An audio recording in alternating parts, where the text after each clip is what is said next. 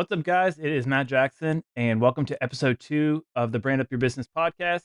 I got one of my good friends, Bob. We've known each other for a few years in the pressure washing industry, met through mastermind groups, and see each other here and there at conferences. So he has a pressure washing business based out of Cleveland, Ohio area, and we kind of have a similar story. So let me kick it off to Bob here and introduce him, and let him tell you the story, and we'll go from there. Well, yeah, first off, thanks for having me. You've been a great resource, somebody I've looked forward to or looked up to kind of in the early years, in the pivotal years, but I guess I'll kind of kick things off and we'll take a deep dive. My background, I would say, and how I got into the pressure washing business is pretty unconventional. It's a pretty unique story, came with its own challenges, but I guess I'll just dive right in. So I was born in 85, grew up in a affluent suburban community of Cleveland called Mentor, Ohio. Grew up in a nice neighborhood on the cul-de-sac, went to the Catholic schools, and kind of growing up in that environment, I think the one takeaway that really stands out looking back is just the conformity. Everything has a label. You don't want to stand out too much. You want to fit in. You want to be accepted, and you kind of want to just march along the path that society has you aligned with. So in many cases, that path is, you go to a decent high school, maybe you play a little sports, you go to university so you could get a better job. And that's kind of what everybody's focused on. I was a unique kid. I had some really strong interests. I wasn't a sitting still type of guy. I really found fascination with the military, with adventure, with airplanes, with these types of things. And ever since a very young age, I wanted to do something like be on a SWAT team, fly a fighter jet, go join the Marines. I think if you took a time machine back to childhood Bob and you said, hey, one day you're going to own a cleaning company, you probably won't want to be near that temper tantrum. Yeah.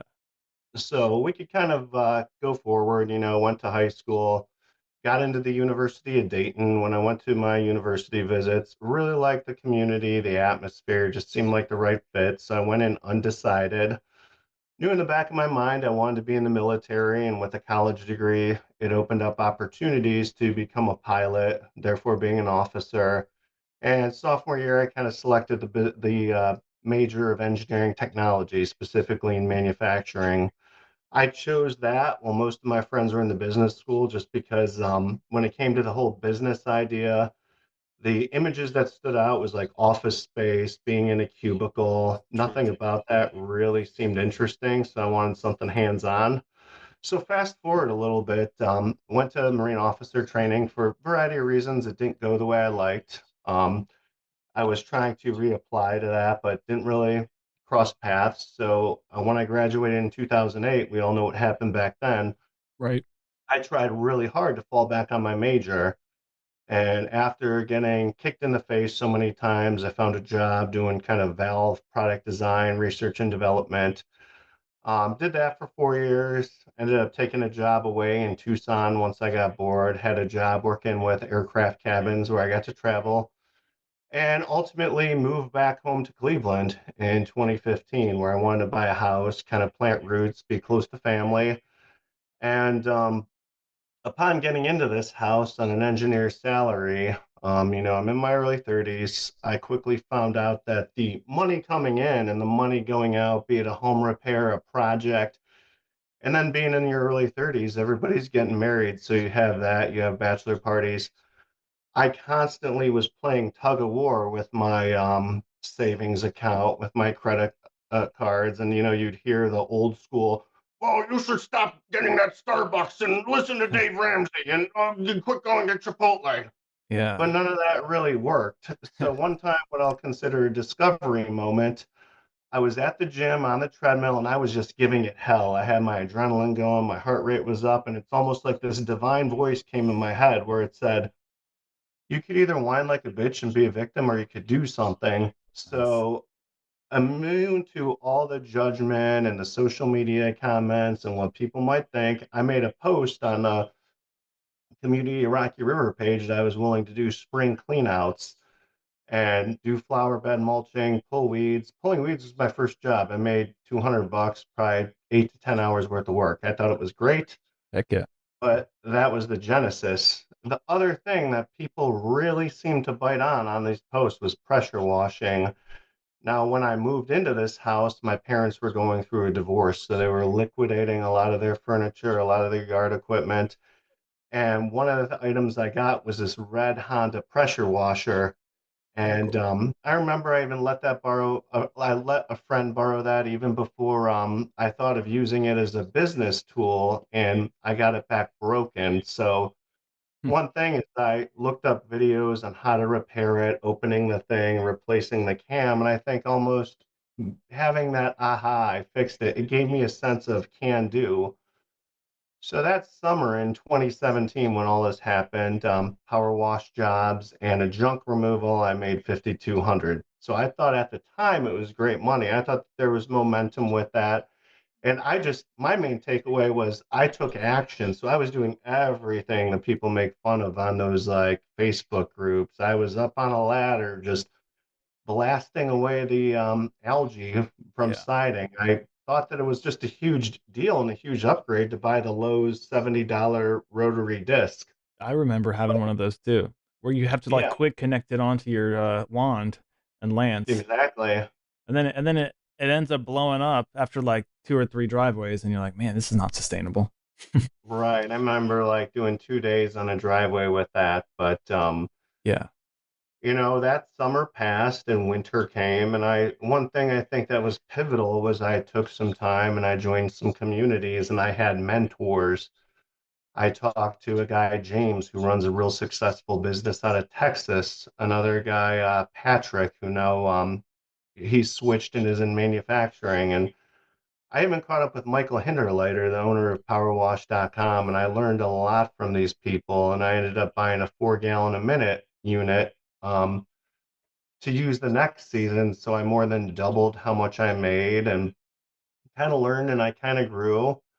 And then 2019, I got talking to Mike Kilgore. He was really a big voice and an advocate for driveway sealing, paver sealing. I actually attended one of his workshops outside of Tampa that spring and applied the knowledge not only with the processes, but I learned, kind of how to sell, how to engage with the customer, how to properly use a CRM, which saved me a lot of time because before I was just using a Word document and editing all this stuff. It was pretty time consuming. Oh yeah. And that was took me to 2019. And at the time, I still just had an idea. I didn't think that this would be a actual replacement of income. I still was stuck in that conformity thinking. I thought being an engineer was a good, respectable job to have. That's what everybody was saying. And some of the other contractors I met, you had some rougher guys, some people who weren't as focused on business, a lot of recovering addicts. Hmm. So I kind of had this negative archetype in my brain that was preventing me from thinking of this as going all in. So 2019, I got laid off from the company I was at. And mind you, rewinding a little bit, the time in corporate America, working as an engineer, I came in with these great intentions, working with aerospace companies, SpaceX. And a lot of times over time, I just saw more of the involvement and what was gauged in these companies, not even by what you're doing to drive bottom line or creativity. It was an atmosphere of perception. The one company I was working with at the time had guy who didn't seem to really have much going on, who was working, 6 a.m. till 10 p.m. And then these younger guys would get out of college with the loans and they were coming in every Saturday. And soon that was kind of being pushed from the top down as the culture. Hmm. So the controller of the company would send out an Excel sheet and he would list everybody by name in the department and it would show how many hours you worked that you had to log. So you were on salary, but people were saying they were working 70 hours a week. So I feel like that was putting pressure. Oh, you're here 40 hours, you're doing the bare minimum. So all in all, there was an internal conflict. I just felt like this is kind of bullshit. Yeah. You're giving more of your time away, you're not doing anything to the bottom line. I'm impressing people or trying to impress people who frankly aren't paying my bills, don't give a shit about me, and this is stupid. No So doubt. I kind of was a minimalist in some of those situations. I found ways to skate by. So I lost that job as part of a big Boeing layoff. Well, because Boeing had problems with the 737 MAX and their major supplier. Hmm. I took a slimy headhunter job from a smaller, manufacturing foundry outfit. I was let go without reason. And then COVID happened, and I kind of mentally had the rug pulled out from me during COVID. I wasn't about making big business moves. I thought we were more disaster preparedness. Hmm.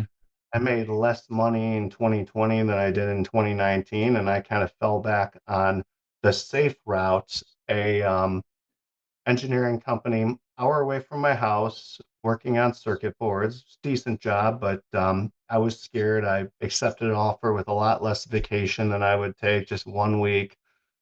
Um, and during this time period, something happened actually where I met you. So I was kind of set out on a quest for knowledge to understand how somebody could take this business model from something that's just a job, just an owner operator, to being what the E-Myth talks about, a business with systems that works for you, that you don't work for. So I came across a coach.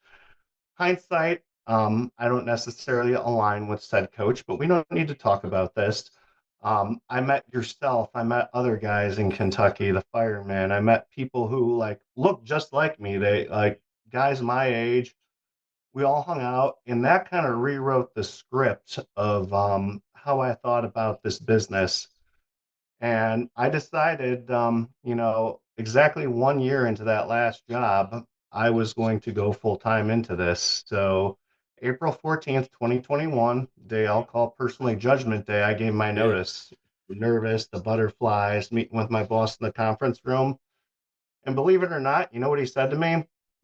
He wasn't talking about moving away from a great opportunity. I'll never forget this conversation. He said, I'm 55 years old, and part of me is kind of jealous that I Yeah. never took an opportunity. I play softball with a guy doing this on the opposite side of town. He just bought a new Corvette.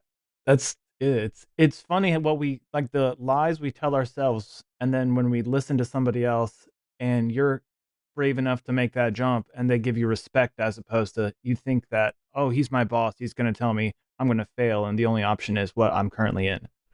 So it's So yeah, I ended on good terms. I gave him 3 weeks notice. nice. Made sure that we ended well. But the funny thing about that, here's the kicker. If I took what the boomer generation calls the safe, prestigious role, Yeah. so picture this. I go in Cinco de Mayo, go figure, my last day in corporate America, May 6th, my first full-time day. Mhm. I remember just driving out to the opposite side of town, working on a paver patio, just like picture the perfect day, 75, partly cloudy, getting coffee on my time. I'm thinking this is great.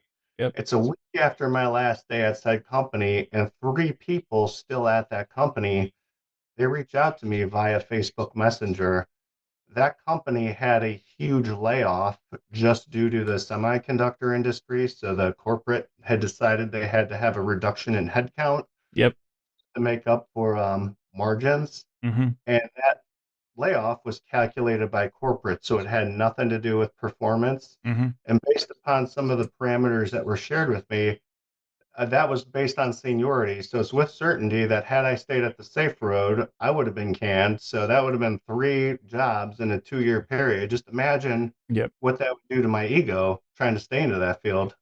Especially if you didn't have a backup plan. Like, it seems like you had something built up where you could have just if whether it was on your intention or the company laying off based upon, like, the economy constraints, like, you were able to fall into something that is how you're successful today. So, like, imagine not having that opportunity and then having to go back on LinkedIn and having to job search and having to take maybe an offer that's not ideal, but it kind of Uh, floats your bills. I mean, yeah, I've been there. I don't wish that on anybody. It's Yeah. very humbling. And I think some of the things I owe, besides just networking with you, besides just learning about business, I got really intense in my personal habits, the gym, and what type of knowledge and what type of messages I would consume. I remember during those days, the months leading up to what we're going to call Judgment Day, I just spent every lunch just eating in my truck, looking out over the lake, and I would listen to the same thing where you know about this. Steve Harvey gives a famous speech about how you have to jump. You know what Yep. we're talking about? Yeah. We can post it in the links. That really resonated with me, and it kind of got me fired up. So 100%. I I kind of own that. And the very next day, I was buying a $17,000 trailer and an equipment supplier in Akron. So we were not just using that same old push power washer. We were making an investment. Yeah. At the time, I had a buddy who was from one of my old jobs working for me, and we were kind of splitting the job. I was paying him a commission. And that year, starting full time in May, we did 121. Pretty cool.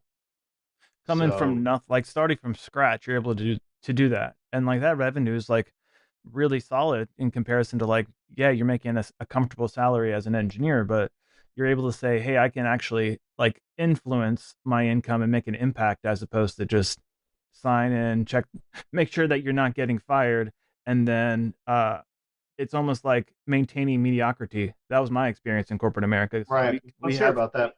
because we have similar experiences here. I was in the sales side of things, but they in corporate sales they sell you on the dream of like, oh, unlimited commissions. It's like you can be your own boss. When in reality, you're just like a cog in the wheel in a huge corporation. So like I had accounts, but like in order to get more accounts to make more money, there's a lot of politics involved. There was a lot of luck and chance Mhm. involved too. Like, hey, this guy over here is making 250, $300,000 a year, but he's locked down these accounts for the last 20 years. And there's 1,000 people behind him in line to get it. So I was frustrated in the sense that like, oh, I will never be this guy because he's like 1 in 1,000 at this company with the account ownership and the politics in the company and all that stuff. So Yeah, dangling the carrot is definitely plays a huge role, and then nepotism is huge as well. I've heard stories from some friends just throughout the interview process about being derailed, yeah, where they're put through the whole dog and pony show, and they do all that crap when they have, a nephew or somebody from church already lined up. So that's I guess huge. you can go in with the right intentions and all the messages you've been put from guidance counselors and schools. And I think you and I kind of came to very similar conclusions throughout our experience in that environment. Yes. And I think too, like seeing you and me and other people, it changes that narrative that was fed into our brains from like day one. It's like, hey, study hard in school so you don't end up like you and me today. Because we were told by people who were in that professional white collar environment, who had the college degree, who worked up in an organization, and they said, this is going to pay me and this is going to be my retirement and my safety net, which is not even a reality in today's world. So like it's It's almost like not. we were led to failure by people who are now in that boomer generation figuring out, hey, that's not all that's cracked up to be. I got to work as a 7-year-old. I got to work double jobs to pay for my own retirement. Yet our adult children are starting off on this madness. And like, there's a huge disconnect between people like you and me who are able to like see what's real and break free from that like matrix, as you want to call it. Yeah, absolutely. I can't speak more to that. I mean, that boomer generation, where they bought their homes at 50,000, they worked construction to put themselves through college. Tell that to a millennial, tell that And to they a have no Gen Z debt kid now. or cost of living is affordable for them off of their And salaries.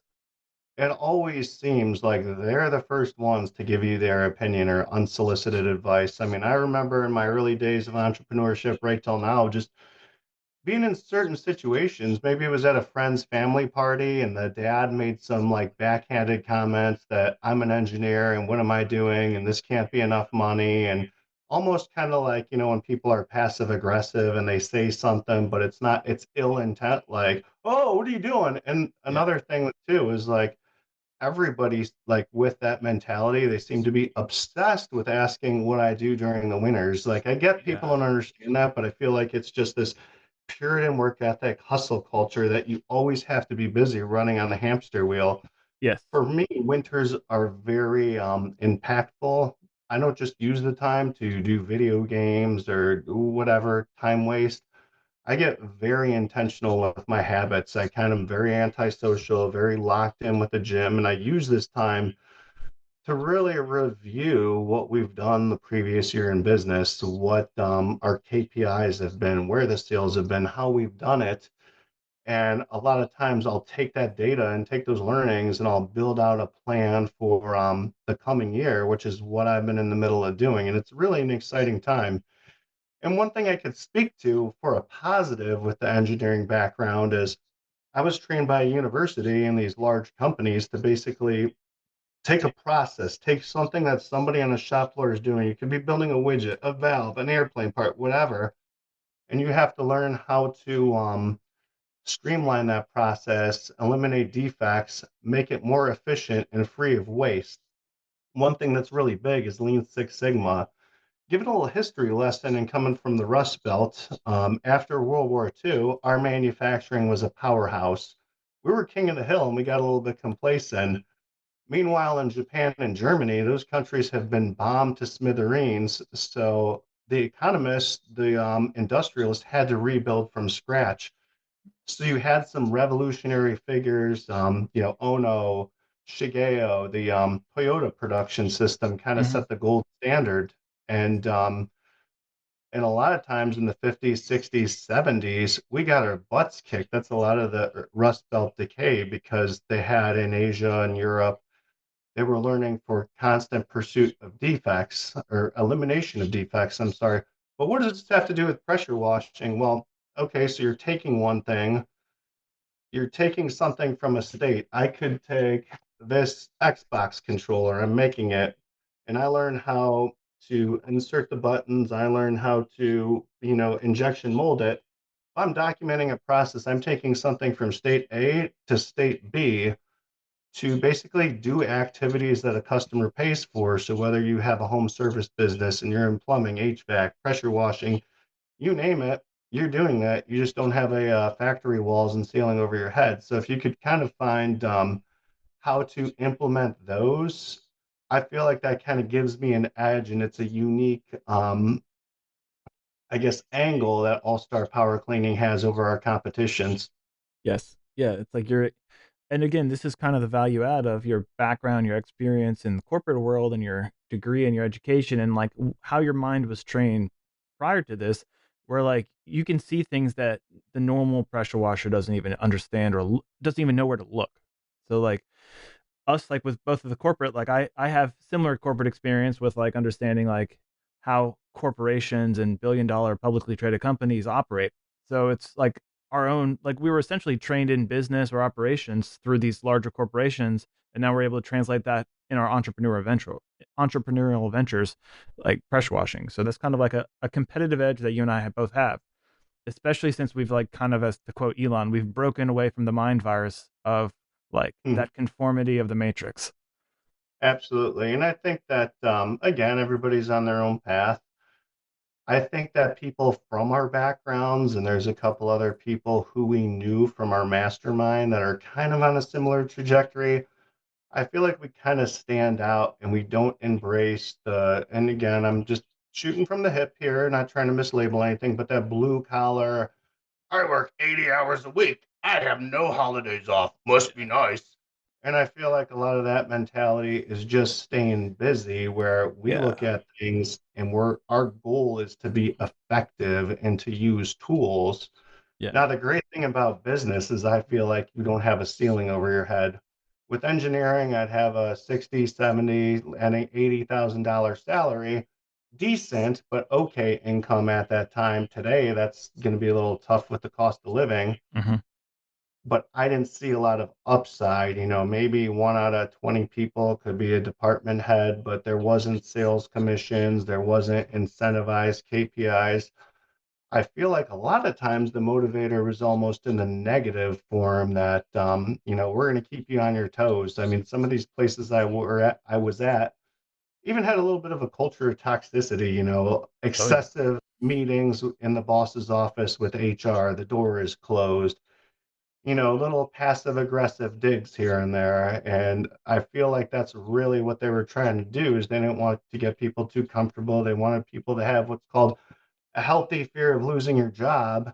And Yeah. that's just not how I wanted to go through life. I don't want to be motivated by the negatives. I think somewhere along early on, um, I went out to lunch with a group of guys, older guys, and one guy said something like, "Oh, this is just how it is. This is what life is." And that stuck with me. You had people experience conversations that stick.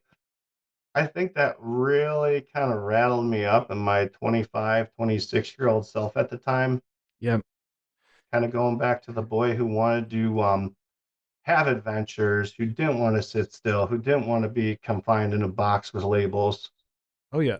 And you think about it from like day one, because I have similar experiences with that. And I remember like, hey, I'll go online and I'll learn stuff that interests me, and I'll become like one of like I'll be like autistically engaged in one of these passion projects. However, like you sit me down in school and you say you need to read this, you need to write this report, and you need to think this way, and I'll be like, I'll do the bare minimum to get by. And corporate America was the same vibe to me. And then they try to fear you in, oh, like if you don't do a good job, you're gonna get fired or you're never gonna get promoted. And I was like, this is like the nonsense that I was battling in high school and college just to barely get through. And then I look around and people are dealing with this for the next 40 years of their life to live a mediocre life. So it's like, man, your escapism is like running a credit card debt like some of these people do, and they try to keep up with the Joneses, or they're in alcohol, or they're in these activities that are just like outlets of escape to them because they have no freedom.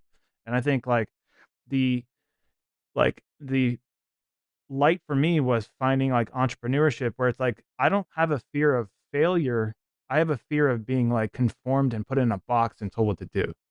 So like on even a bad day of entrepreneurship, or like a slower season where we don't have as much cash flow as we're used to, I don't have a fear of like, oh, I'm not gonna make it. I have a like it's I always related back to like you're saying those jobs in corporate America where there's like, why was this meeting put on my calendar today with no notice, and it's with like my boss in HR, and then them Yeah, trying to they would like bully me into some bullshit where I'm like, no, no, no, no, no, no.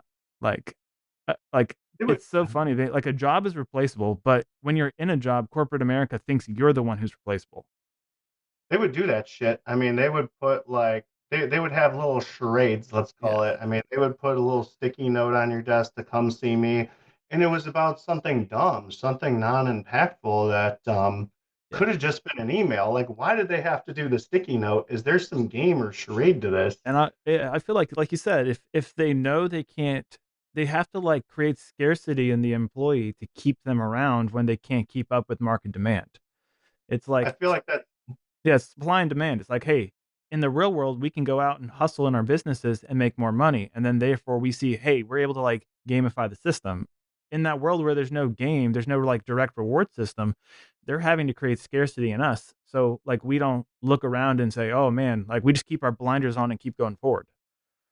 it's funny, yeah. And I mean, I'm thankful that, in my early 30s, I was able to kind of find my path and not get Yeah. stuck into it. But I mean, in my 20s, I was just living for the weekend, living for Friday, trying to keep your head down. I was Yeah. partying a lot, probably more than I should. Yeah. I'm happily married right now, so those days are behind me. But it's um, it's just that, to your point about, the mediocrity and the labels. I feel like a lot of society kind of funnels people on that path.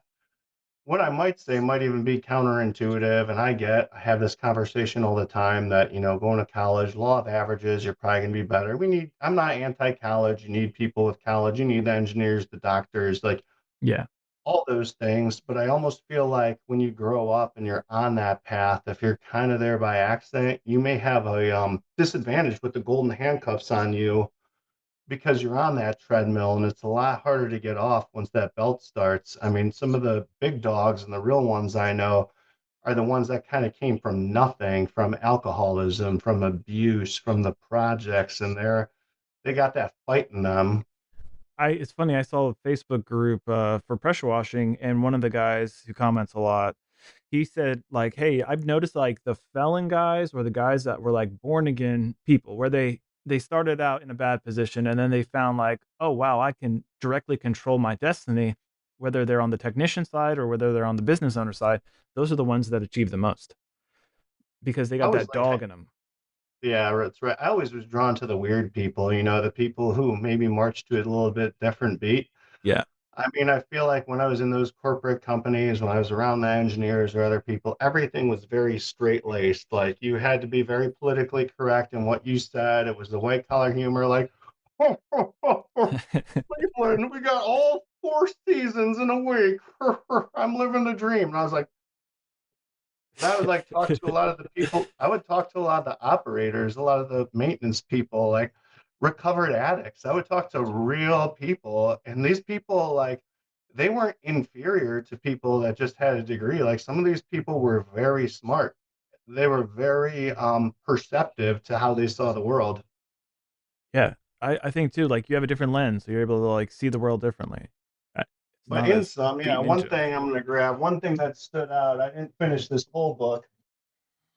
This guy was an investor or he was into hedge funds, Ray Dalio. He has a book called The Principles of, it's not even on the freaking page, but it's called His Principles. And I read a few chapters and he said something along the lines of like, having a excellent, spectacular life was the goal, but he'd rather face tragedy and catastrophe than mediocrity. And that stood out, just kind of recalibrating your brain when you've had years and years of institutional being on the treadmill, being in the safe path, being afraid of what's on the other side, and kind of have that tipping point where you're going to proceed to seek more opportunity. Like that really stood out. Yeah, I think that's cool. That's like the humanity and the spirit of us inside, and it's almost like I feel like we look at our country, and our country's been so used to that treadmill where we just conform to whatever we're told to doing. So like the mentality of like breaking free, doing our own thing. Like, sure, there's people that are like, oh, I want to be an entrepreneur because it's cool to do because I don't want to work for anybody else. But in reality, it's like, hey, how far and how fast do you want to run? Like the baton is in your hands. It's up to you to decide your own destiny. And like that spirit is what's great about America, and that's what like I resonate with you about, especially because we come from a place of like the success that we were told from day one. It didn't align with our core values. It's just funny. I mean, we know with like the election and everything, I think we're seeing a major culture shift. So, kind of to your point about America, we didn't start off as like a nation of conformity. We were rebels. We stood up against an empire with all odds against us. Yes. Washington crossed the Delaware in the middle of a smallpox epidemic. So we had that. We had the manifest destiny, the Louisiana Purchase, basically going out with nothing but you could fit on a wagon and settling, just this virtuous pursuit, fighting 2 world wars, putting people on the moon. I mean, now, are we just divided? Are we sedated? I'm not trying to get completely off topic, but you look at all the conversation with like what's in our food and all the social It's true. media and all the crap that people are consuming. Like people are kept down more in these like systems of mediocrity. Will we see, in your opinion, another renaissance or revolution? I do think a couple takeaways. I do think the Gen Z, they are rebellious to this. They see through the lens that Yeah. this boomer driven 8 to 5, especially with what their cost of education and housing is getting out, isn't going to work. Correct. Are they going to lead the next charge? And then you have to also decipher, in the age of the internet, there is so much bullshit. There is so much smut out there about what it means to be an entrepreneur. Yes. For every It's person who's actually doing it, you have some guy who's borrowing his neighbor's Lamborghini talking about drop shipping for Amazon or some yeah, crypto yeah. or stupid. A $1,200 Toro rental for the day, and then Right. standing in front of somebody's house, Hmm.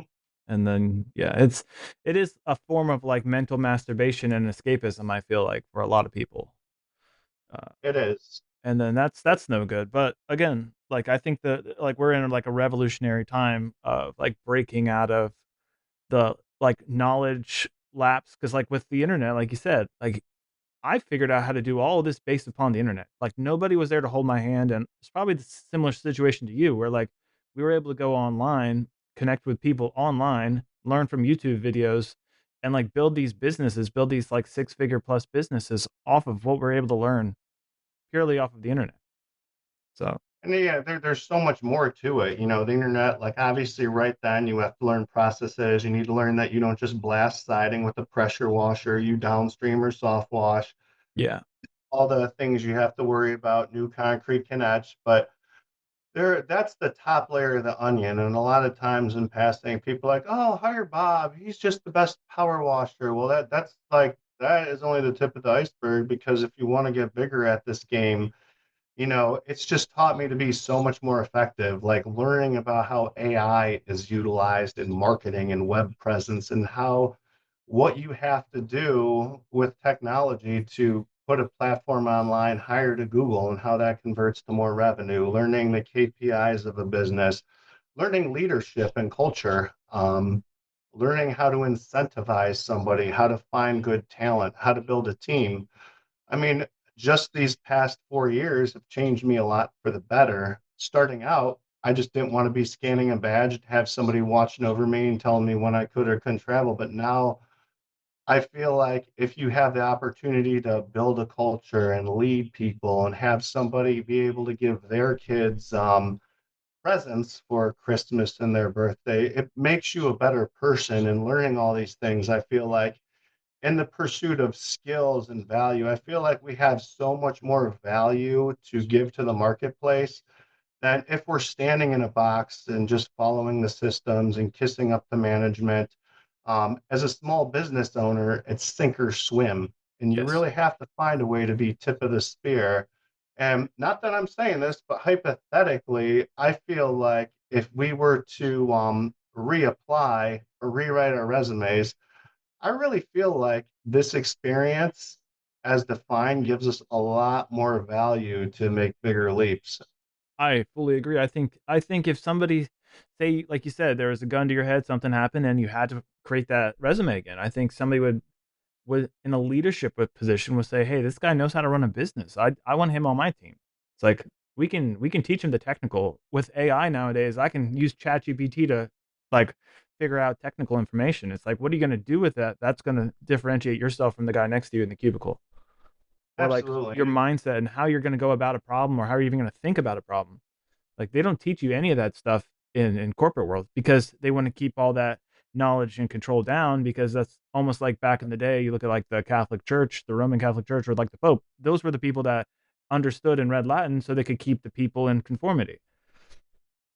And it's Yeah, almost the same I in mean, corporate America today where it's like, "Hey, look, that's above your pay grade. We're gonna compartmentalize you. We're gonna keep everybody tiered away so they don't understand, like, the big picture." And us having a business, we're forced to work in that big picture, and we're forced to be involved in everything. And then whether we're delegating it to other people or we're doing it ourselves, like, we have our finger on the pulse. And that's a skill that most people don't have because they're all in a box and they're compartmentalized and they're not told to ask questions. Because if you ask right, questions, you're rocking the boat, and in corporate America, that's how you get fired. exactly. They want yes men. And I think just, what we're discussing is the core of this. It's something I'm really passionate about. I kind of see the problem statement, and if I'm thinking about working towards something bigger than buying more trucks and having a better brand and the bragging rights and the vacations and buying more guns and toys and all that, I really want, this journey of mine to be about a legacy, to be able to kind of share some with this with somebody who else may be disenfranchised, that there is a way to kind of normalize some of these boomer set stigmas where they look down on blue collar, on labor, and even people within my company. One thing that, let me see, I have this topic right here. This is worth a mention. Yeah. I really want to dive in. You may be familiar with Tommy Mello. Oh, yeah. This is a good dude right here. You got to listen to him, talking about how you build a business where everybody wins. So, one thing I think we're really going to dive into for 2025 is just the incentive pay and getting the right people on the boat. So, I think you want to get good people. Your people are your investment. And Tommy said something that stuck with me. I listened to Audible of that you need to build your dreams so big that everybody else under you's dreams can fit in you, Yeah. I agree in with your that. dream. Well, and then one thing that I noticed in my business is like I have a guy who's like my lead essential like lead tech, and then I pick up some guys here and there in the busier seasons. And I feed him in the slower seasons and then even in the busy season. Like it's an incentive based pay from like, hey, this is the number we're gonna hit together. And he's he's a great guy, college educated guy, similar mindset to you and me. And like this is his jump out of like the corporate America as well, and I'm able to pay him like more than he was making in another position because hey, we're in the same boat together, we're rowing together. Like you're more Mhm. technical, you're in the field, but it's my job to hunt and try to grow this business so I'm able to feed you. And I think to like the Tommy Mello's point is like, hey, you're going to give your employees a dream, like a better job, a better culture that they didn't have before. And then it's going to force you to kind of level up and get more work so you can support that. And it's kind of funny where like there's the differential of balance, with like what we're talking about in small business, how we want our people to make more. We want our people to win. We're not trying to keep our people scarce. We're not trying to set up meetings with the HR director. Yes. So to instill that these people could just have a job. I mean, it is competitive finding good people. Wages have gone up, inflation, so you can't just rely on somebody that you're going to send to a Yes. multi-million dollar house with a $60,000 capital asset and think that you're going to pay somebody fry turning wages and that they're going to, give your company 5-star reviews. That's something that I think professionalism is really big. A lot of our clients, they're women home during the daytime hours, so certain things, certain hygiene, certain language people may say, everything matters, and any Yes. consequence of that, it's not felt by the employee, it's felt by the brand. Exactly. And two, I think this is because I know like this podcast is like brand up your business. And this is what we really mean by branding. It's like our journey, our story, like how we treat our employees, like the vision we have for our company. So we've been talking for 40 minutes. We hadn't talked about our logo. We hadn't talked about our Yeah, SEO strategy. We're talking about like what truly is the brand. And that's that emotional connection because it's like the authenticity of ourselves spread to our customers and to our marketplace. And so yeah, it's like people mistake all the depth of what we've been speaking with is like, oh, that's nothing. Like, what's the logo look like? What colors do I need? Like, what wrap should I put on my truck? And they miss yeah. the entire point of like what we've been talking about. It's like, hey, this is like why we care. This is why we do what we do. This is like who we are as people. I love that stuff. Going into it, I had I don't know if you're going to put images on when this gets up, but I had the logo designed by a guy on Upwork. Yep. It cost me not a lot, but I wanted to stand out. I didn't want to just get the generic logo of the two roof peaks with the window and the wand we see every new company getting, but Yep. I kind of came up with the all star. I couldn't think of a another term for it. You think of this old school adage like, "Oh, have an A," it's the front of the phone book. But I came with it. I like the logo. That was the logo for a while. Color scheme. I like the true red, true blue, sky blue. And we really took our brand to the whole nother level this past season. Hmm. So going into 2024, I was relying on my 2023 guy coming back, and he was a great guy, great asset. I bought a new F-150. We were gonna take my truck and wrap that, and I worked with the company an hour away. They were just awesome, so enthusiastic and engaging. I got the text from my guy he wasn't coming back, and I remember it just felt like a breakup almost. But Yep. luckily, I was able to find Cody through Indeed. He came late February, and I just knew talking to the guy, he was the all-star power cleaning material, and he worked with me the entire season. Just awesome guy. I remember late March just seeing this wrap of this truck. We had AI help design a mascot this year, It's a cool. golden retriever.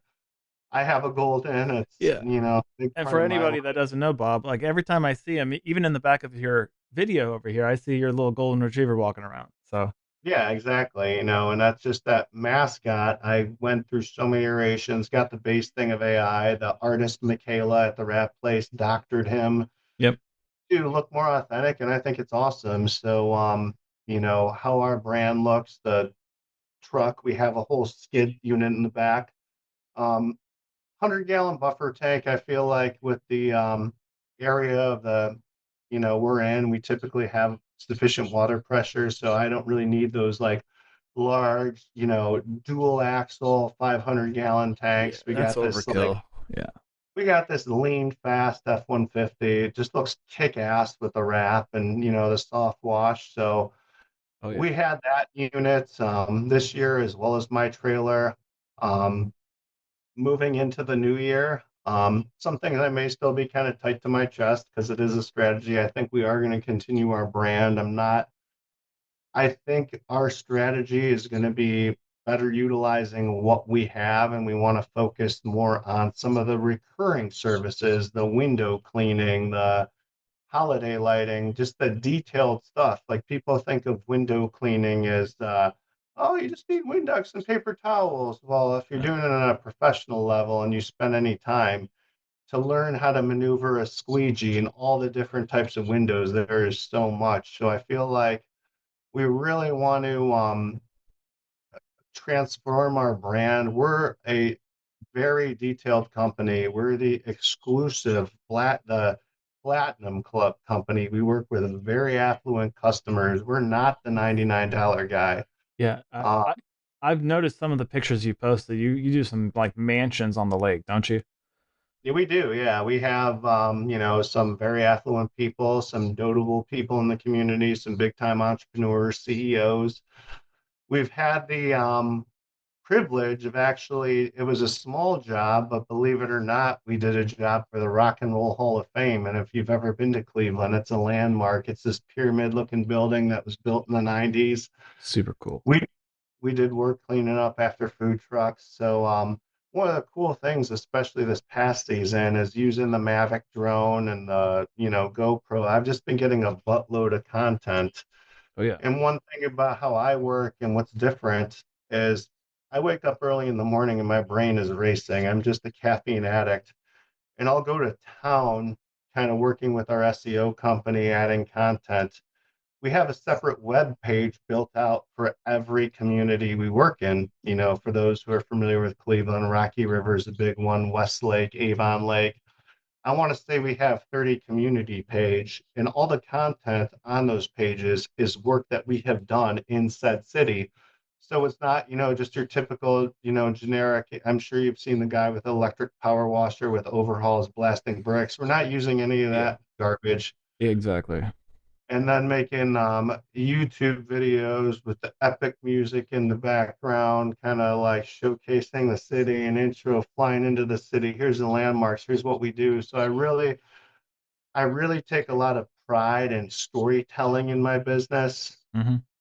and it's we're constantly trying to get better. There's some activities I can't speak to everything because it is a very competitive market, and it's sink or swim. Exactly. And that's the thing too about like sales, marketing, branding. Like, yeah, you can tell people like what direction, but make sure to keep something for yourself. Because like in this business, like if somebody hears you're doing this one thing, they're gonna copy you, and then it's gonna like dilute your brand and dilute their brand. So it's always like I'll tell people like, hey, this is what I've done, but like what like I'm thinking about doing, I'm kind of like, hey, this may be the direction I'm going, but I'm not going to be like, this is the exact secret to follow. And then, like, in the pressure washing scene, everybody's copy pasting each other. So it's almost good to like, hey, keep that creativity to yourself. And then they can copy you once you hit the market, but don't be like telling all your secrets away. Yeah, absolutely. I mean, there is some top secret war room activities, especially this time of year. Oh, yeah. Yeah. Some things I can share, some things just have to keep up my sleeve. I can't show all my aces right now, but Yeah. let's talk for a minute about customer avatar. I think your business, Matt the Driveway Guy, I've seen your brand, your raps, your videos, and I think we can kind of agree in unison to this. A lot of people getting into it are worried about racing to the bottom and this person undercutting this price. And I think you're going to agree with me that your value customers are often your worst customers. So Oh, 100%. why don't you kind of lead the way? What do you do to kind of reach out? Like, what is your customer avatar, and how do you try to seek those people and align your brand with that avatar? I'd say it's probably similar to your avatar. My avatar is going to be somebody that can find me, like whether it's social media, whether it's Google, somebody who's like tech enough where it's not like, hey, I'm going off of a yard sign, or oh, I hear through my mom's friend that you pressure wash.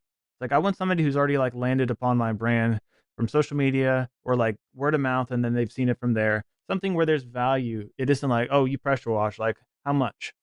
Like the conversations I get where they're like, how much is it to pressure wash my house? Usually that's not the best customer because, like you said, they're value driven. They're going off of price. I want somebody who's like, hey, Right. I follow you on social media. like I see your wrap trucks in our neighborhood. Oh, my neighbor said you did a great job. Like I'd like to have you do my house. And then like you, it's one of those like you want somebody to look for you via like value first. And say if we're going to go off of a demographic, I'd say that our average job is $700,000 to like $1 million plus Mhm. like household. And we keep the constraints of that through like pricing because like we're gonna say, hey, we have a set minimum price of say like $350. And Right. there's certain times where I'm like, hey, if I can tell in the first couple of texts or interactions with people, if it's not the best fit, I'll just refer somebody else. Be like, hey, Yeah. look, I don't really want to tarnish our brand and tarnish our like waste time with our employees and stuff like this by like chasing somebody I can already tell is going to be like a Karen and like hyper Mhm. picky and they're not going to leave that Google review and all that stuff. Some of my We've all best had that. customers, they're like, I see you have all these Google reviews. Yes, Mhm. they're not a value driven person because I think if they look at your website and they see you're professional and you got wrap trucks with 6 figures worth of investment, they're going to know off the bat that you're not cheap. Right. And I think, some of my best customers, to your point, they've taken the time, they've found our website, they've read my bio. One lady stands out. She's like, I read your review and I said, please, please, please come to my community. And, she There was you go. great inviting my wife and I to her church. And like, you get to meet all different types of people for better or worse. I mean, some of my clients Exactly. I've even had friendships with, some of my clients have been advocates for us. Uh, And, you do have to learn some of that conflict management. No matter what you do, you're always going to have somebody who may ask a certain amount of questions or have some not so pleasant feedback. And admittedly, this is probably an area where I need personal growth. I mean, there are sometimes, even last year, just some of the questions, some of the BS, like my patience was really spread thin. So I hear you. I think I want somebody who can be an office manager and kind of be Hmm. that focal point of contact Yes. where that's their job to kind of build that out as a system. That's one of our directives for the year. Yeah. I know I have a virtual assistant that helps me out. And yeah, there's certain things that need to be escalated ultimately to me. But if I know it's like, hey, this person's calling and we need to go back and it's a callback, I'll have him I'll have him reach out and I'll keep that interaction between like him and them. That way it saves like my emotional margin for the day. Where it's not like Right. we're going back and forth and somebody just needs to call them and say, "Hey, look, I'm listening to you. You're right. We'll be out on this day." And you're like the problem that we may have caused, like there's a solution for it and here's our action plan. It's like we don't need to like be thinking about it all day long and being drained off of that. That is a let's see. That's something my internet just cut out. Are you good? I'm good. I could hear you. You were frozen. I was just moving around. I'm Okay, good. yeah. Yeah, give me a second. Let's see. We're all good. Let's get things back up. Uh, but yeah, if you can hear me, I still talk. But yeah, Yeah, that's no, that's I kind could of the hear same you. boat as you. Yeah, I mean, that's stuff is going to go wrong. I mean, we have all of our SOPs and processes and all that engineering stuff, but it's law of averages. And a lot of times I think it's a test how you handle it. Some stuff may not even be your fault. I mean, I've had soft wash brick and the shutters the maroon shutters turn green. And just so happens, again, I don't want to, I'm trying to say this because I'm not airing out other people's dirty laundry. Um, we were able to get the customer fixed up. It's just one of those things people have to be on the lookout for some of the paints to market with the VOC regs, Yeah, but they really appreciate that. But I mean, you will deal with difficult people. I think sometimes people on the front end, sometimes people could be, if they're really ravenous with the amount of like questions. It could go either way. We've had some of our clients that were burned by the big competitors that loved us, yeah, but I don't know. We've had other people that have just not been happy no matter what you do, and you're going to have that. yeah. I hear you there. Yeah, my video's out, but I can still talk. Yeah, we'll still go with it. I mean, I don't see a reason to stop. The yeah, so I guess I found too, like, you have a good, like, your journey, like, you have a good story behind your brand, and then, like, similar to me, it's like you found what is your, like, authentic self, and then, like, you have, like, your dog, your family, like, you care about the community, like, you're educated, and, like, I think that resonates through your brand as it does ours, so you're gonna get a certain clientele that's attracted to that. Like, you won't get as many people as, say, you're, like, the $99 guy, but you'll get those right people that you really wanna do business with. Right, and you'll get the sticking point, and I do things I try to be the personal family-run service. We're part of the community. We're not run by a private equity. We're not just sales driven. Without saying their names, we have several very large companies that I know one of which got bought by private equity, and now they're franchised, and they're just like they have this gorilla-sized marketing budget. So Yeah. trying to come in at an angle and compete with be the David to the Goliath marketing budget, it Mhm. really lends itself to having to shift to that client who's looking for somebody that they know on a personal basis where they can get in touch with leadership, where we could give them more solutions and solve more problems than a one size fits all, just siding, roof, and driveway wash. We can clean your windows, we could seal your pavers. We know a ton of other companies local. Oh, your basement's leaking. Well, you should talk to this guy. And I think that that's part of what sets us apart.